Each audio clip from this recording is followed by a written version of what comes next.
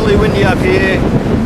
Downstairs it was like 20 kilometers an hour, but up here it's much more. It has to be. Gusts come through and they blew my beanie off, and that's exciting. Woo. You just have to trust the engineers of this tower. I'm up about maybe 20 meters, I guess. On top of it, I can see the treetops surrounding me.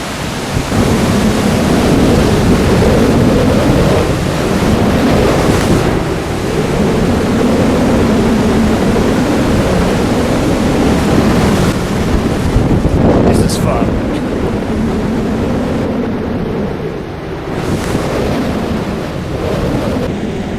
Wind gusts.